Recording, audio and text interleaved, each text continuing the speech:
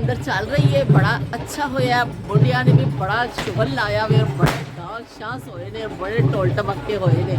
ते हुण आ गई खाने की वारी, रसम शसम हो गई है, इन्ना म्यूजिक पे चलता है कि मैं समझ नहीं भी लग गई सी। पर अभी कि अज खाने विच मेरी फेवरेट चीज़ पक्की है, मतलब मैं बड़े सालों बाद खानी है, ए जी गुड़ वाले चौल। गुड़ वाले चौल मिल गए ने मैनू, मैं इनू बाहर लैके आ गई आ। मैं क्या सकून दे नाल खावां, ते नाले तुहानू दिखावां ते थोड़ा थोड़ा तुहानू सुणावां।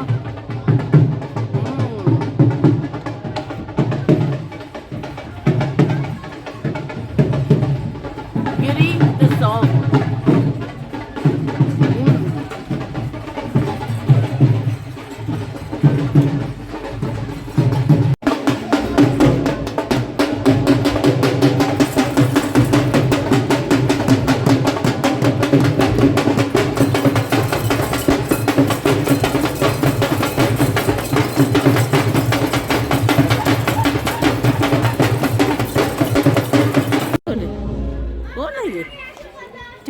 चुड़ेल है।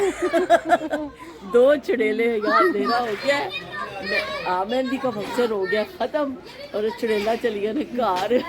घर जाके खानी है रोटी, सारे हाल रोटी खा ली है और असी दो रह गई, असी दो चुड़ेला बाकी है। असी घर जाके आराम नाल बह के ना रोटी खानी, चौकड़ी मार के।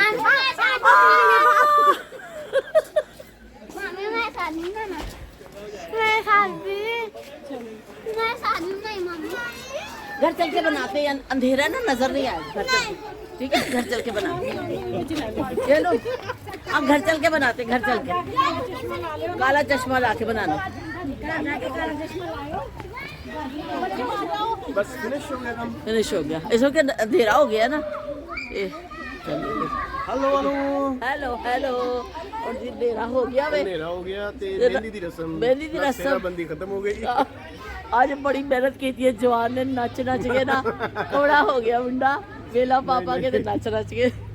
तो बहुत अच्छा रहा साडा फंक्शन, बहुत ही मज़ा आया सानू।